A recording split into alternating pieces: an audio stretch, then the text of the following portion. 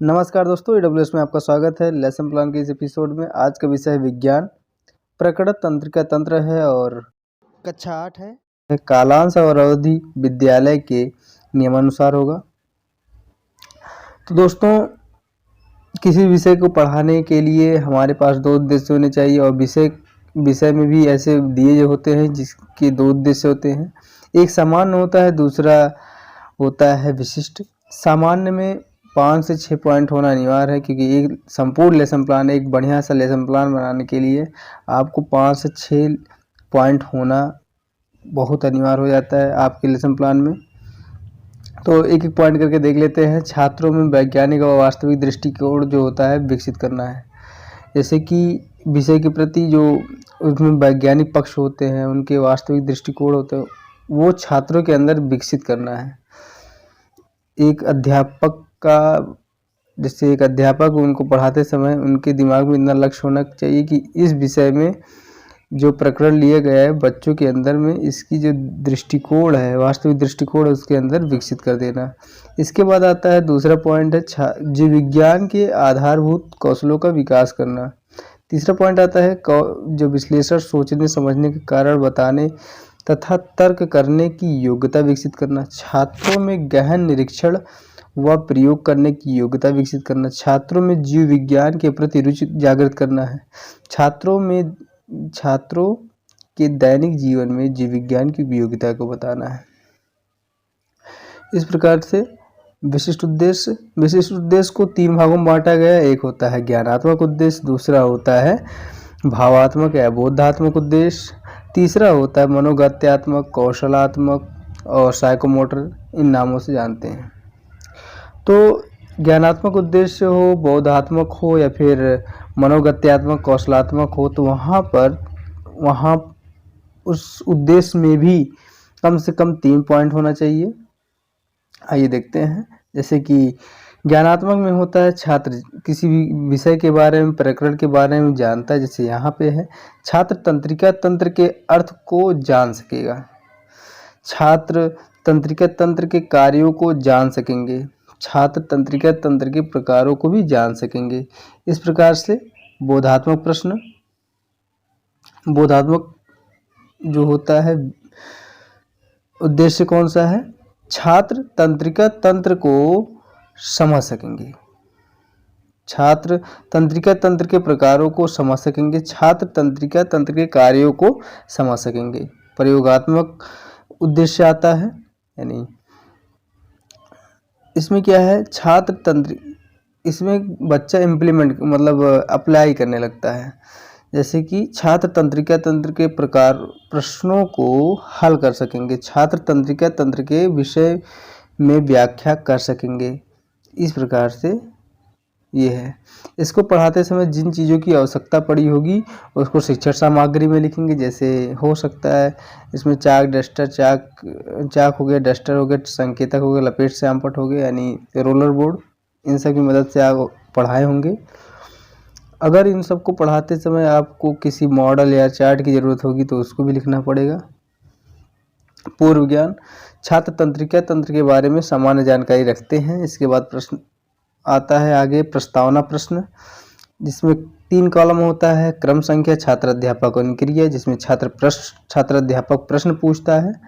और तीसरा जो कॉलम बनता है छात्र क्रिया, जिसमें बच्चे उसका उत्तर देते हैं। देख लेते हैं। 5 प्रश्न इसमें होना चाहिए, 4 से 5 प्रश्न होना चाहिए, जिसमें अंतिम प्रश्न जो होगा समस्यात्मक बतला करके उसके उद्देश्य कथन लिखने होंगे। इस प्रकार से, जैसे कि एक आध 2 प्रश्न देख लेते हैं। अचानक धमाका होने पर हमारी क्या प्रतिक्रिया होती है? तो अचानक धमाका होने पर हम चौंक जाते हैं, इस प्रकार से। तो अचानक ठंडी वस्तु छूने पर क्या होता है? इस प्रकार से हम, जो छात्र क्रिया करेगा, क्या बोलेगा? छात्र बोल रहा है कि अचानक ठंडी वस्तु छूने पर हम अपने हाथ हटा लेते हैं, या गर्म चीज़ हो या फिर ठंडी चीज़ हो, हाथ हटा लेते हैं। तो चौथा प्रश्न पूछते हैं छात्र अध्यापक, हमारे सभी प्रतिक्रियाएं किस तंत्र के कारण होती है? समस्यात्मक प्रश्न। तो यहाँ उद्देश्य कथन लिख देंगे, छात्रों आज हम तंत्रिका तंत्र के विस्तृत अध्ययन करेंगे। इसके बाद प्रस्तुतिकरण तालिका आता है। इसमें भी बता देते हैं कि प्रस्तुतिकरण जो तालिका होती है इसमें 3 टीचिंग पॉइंट होनी चाहिए। कॉलम 7 बनाए जाते हैं, जैसे एक हो जाएगा शिक्षण बिंदु हो जाएगा, दूसरा होता है छात्र अध्यापक अनुक्रिया, तीसरा होगा छात्र क्रिया, चौथा होगा शिक्षण बिंदु, पांचवा हो जाता है सहायक सामग्री और छठवां है श्यामपट्ट कार्य। मान के चलिए 6 ही बनाना पड़ेगा, 5 से 6। और इसमें टीचिंग पॉइंट जो है आपको 3 रखना है, इससे कम नहीं। तो देख लेते हैं कागज 2 प्रश्न अपना। कुछ कार्य बताइए जिन्हें हम सोच कर करते हैं। पढ़ना या लिखना हम सोच कर करते हैं। सोचने का कार्य शरीर का कौन सा भाग करता है? तो सोचने का कार्य मस्तिष्क करता है। तो शरीर की सभी क्रियाओं का नियंत्रण कौन सा तंत्र करता है? तो समस्यात्मक प्रश्न। स्पष्टीकरण छात्र अध्यापक करता है कि शरीर में घटित होने वाली समस्त क्रियाओं का नियंत्रण तंत्र करता है।